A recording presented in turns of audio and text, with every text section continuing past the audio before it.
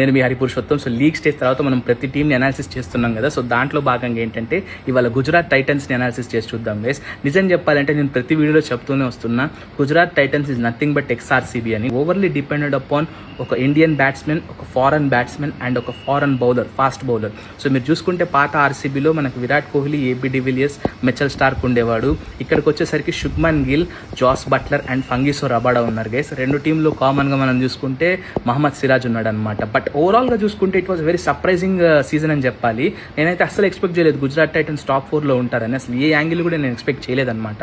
But still they made it into the top 4. నిజంగా కొన్ని victories అయితే very surprising victories జరిగాయని చెప్పాలి. ఒకసారి మనం టీమ్ అనాలిసిస్ చేసి చూస్తే గైస్, సాయి సుదర్శన్ ఎవరైతే ఉన్నాడో నిజంగా హీస్ అ సూపర్ బ్యాట్స్మెన్ అని మనం చెప్పాలి గైస్. అంటే యాక్చువల్లీ మనం చూసుకుంటే తన టెక్నిక్ ఒక లిమిటెడ్ టెక్నిక్ అనమాట.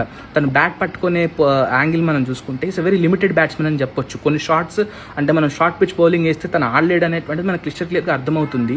హీ మైట్ హ్యావ్ సమ్ అంటే కొంత అడ్జస్ట్మెంట్ అయినా చేయగలుగుతాడేమో, అప్పర్ కట్ లాంటిది ఏమన్నా ఇవ్వగలుగుతాడేమోలే కానీ. బట్ ఓవరాల్గా చూసుకుంటే ఈజ్ లిమిటెడ్ టెక్నిక్ ఉన్నటువంటి batsmen. But still he's proving to be very very good అనమాట నిజంగా. ఎందుకంటే లాస్ట్ సీజన్ ఆరెంజ్ క్యాప్ కొట్టాడు, ఈ సీజన్ కూడా కొట్టేటట్టున్నాడు.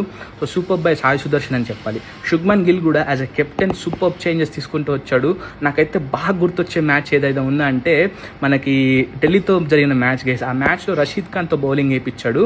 తన స్లిప్లో ఉన్నాడు అనమాట. సో బ్యాట్స్మెన్కి ఏమనిపించిందంటే మామూలుగా లెగ్ స్పిన్ వేస్తాడేమో అనుకుంటే తను ఫాస్ట్ గుగ్లీ వేయించాడు. అంటే తను వెళ్ళి చెప్పాడనమాట చెవులో. సో ఫాస్ట్ గుగ్లీ వేస్తే అది బౌల్డ్ అయ్యాడు అనమాట సమీర్ రిజ్వీ. ఆ మ్యాచ్ నాకు చాలా బాగా గుర్తుంది.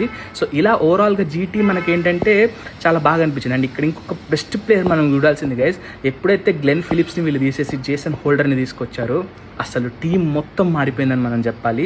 Jason holder with the ball, with the bat contribute చేసుకుంటూ వచ్చాడు. Hats off to Jason holder నిజంగా. ఎందుకంటే తనకి ఆ స్కిల్ ఉంది, అది మనందరికీ తెలుసు. ఎందుకంటే అది తెలిసే ఎస్ఆర్హెచ్ కూడా టీంలో పెట్టుకొని కెప్టెన్సీ కూడా ఇచ్చింది కొన్ని మ్యాచెస్కి. సో ఏంటంటే తను అడ్జస్ట్ కాలేకపోయాడు, లేదా అంత మెచ్యూర్ కాలేకపోయాడు. బట్ ఈ సీజన్ మాత్రం ఈ prove to be super guys. నిజంగా జేసన్ హోల్డర్కి హ్యాట్స్ ఆఫ్ అని చెప్పాలి. And the other guy we have to not forget is Mohammed Siraj guys. Mohammed Siraj ఈ సీజన్ మొత్తం సూపర్ బౌలింగ్ వేసాడు. ఫస్ట్ క్లాస్ బౌలింగ్ అని మనం చెప్పాలి. సూపర్ బౌలింగ్ వేసి నిజంగా. ఎందుకంటే ఆ లెవెల్ ఆఫ్ బౌలింగ్ అనేటువంటిది అది ఒక కొన్నాళ్ళు మనం వేసిన తర్వాత మనకు అది వస్తుంది. అటు స్టార్టింగ్లోనో లేకపోతే అదేదో మ్యాజిక్ లాగా అయితే జరగదు గైస్. ఇట్స్ కన్సిస్టెంట్ పర్ఫార్మెన్స్ మనం చేస్తూ ఉంటే, ప్రాక్టీస్ చేస్తూ ఉంటేనే ఆ బౌలింగ్ వస్తుంది అనమాట.